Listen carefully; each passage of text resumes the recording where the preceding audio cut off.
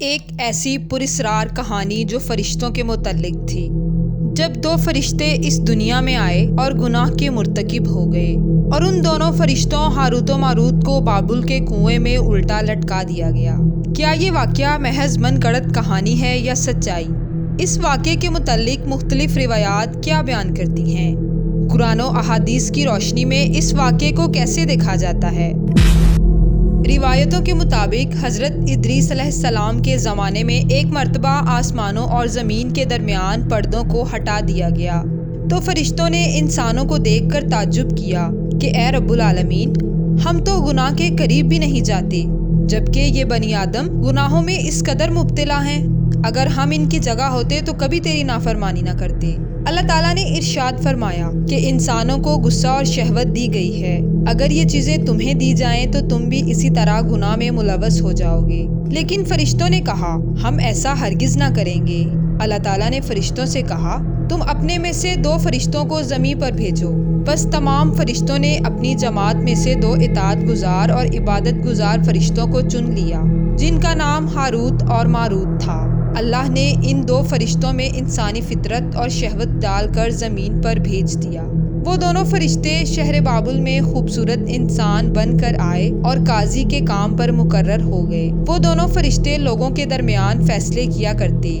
ایک دن ان کے پاس ایک عورت اپنا مقدمہ لے کر آئی اور کہنے لگی کہ اس کا شوہر اسے بہت تنگ کرتا ہے۔ ہاروت و ماروت نے جب اس عورت کو دیکھا تو اس کی خوبصورتی اور حسن سے مرعوب ہو گئے اور اس پر عاشق ہو گئے۔ ان 2 فرشتوں نے اس عورت سے بدکاری کی خواہش کی تو اس عورت نے کہا کہ میں تمہاری خواہش تب پوری کروں گی جب تم بت کی پرستش کرو، شراب پیو یا میرے خاوند کو قتل کر دو۔ ہاروت و ماروت نے شراب نوشی کو چھوٹا گناہ سمجھ کر پی لیا اور نشے کی مستی میں 2 مزید کبیرہ گناہ کر بیٹھے۔ اس عورت نے ان سے آسمان پر چڑھنے کا عمل بھی سیکھ لیا جس کے ذریعے وہ آسمان پر جاتے تھے۔ جب وہ عورت اس عمل کے ذریعے آسمان پر گئی تو اللہ کے حکم سے اسے ستارے کی شکل میں مسخ کر دیا گیا۔ چونکہ اس عورت کا نام زہرہ تھا اس لیے اس سیارے کا نام زہرہ کہلایا جسے آج وینس کہا جاتا ہے۔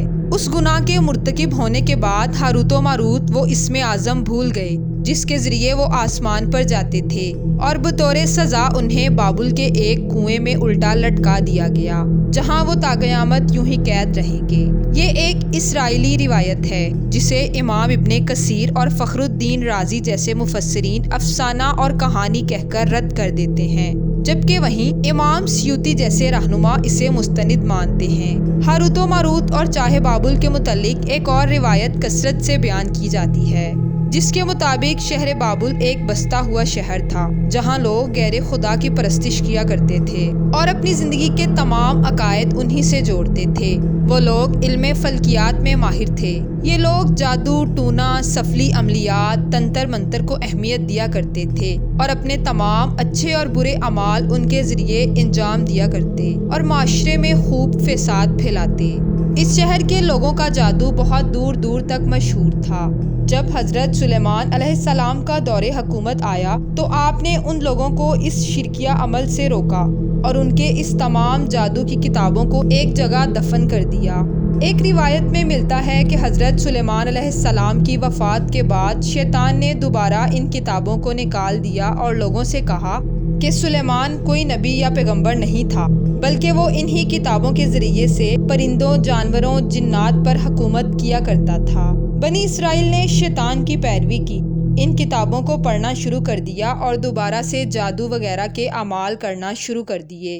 اللہ تعالیٰ نے اپنے نبی حضرت سلیمان علیہ السلام پر لگائے گئے الزام کی تردید قرآن مجید میں کی ہے۔ جب شہر بابل میں جادو، سفلی، تنتر منتر حد سے بڑھ گیا تو اللہ نے اپنے 2 خاص فرشتوں ہاروت و ماروت کو ان کی طرف بھیجا تاکہ وہ جادو کے عوامل سے ان لوگوں کو بچائیں اور لوگوں کو جادو کو باطل کرنے کا طریقہ سکھائیں۔ یہ دونوں فرشتے ان لوگوں کو تنبیہ کرتے اور انہیں کہتے کہ یہ تمہارے لیے نقصان دہ ہے۔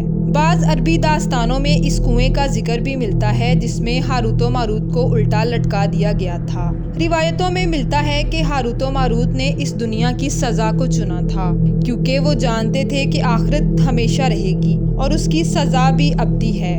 بعض مورخین کا کہنا ہے کہ عراق کے قریب حلہ کے کھنڈرات میں ایک کنواں موجود ہے جہاں سے بابل کی سرحد شروع ہوتی ہے۔ اس کنویں کو چاہے بابل قرار دیا جاتا ہے۔ کہا جاتا ہے کہ کچھ لوگ اس کنویں کے قریب بھی گئے اور ہاروت و ماروت سے مل کر جادو کا عمل بھی سیکھا۔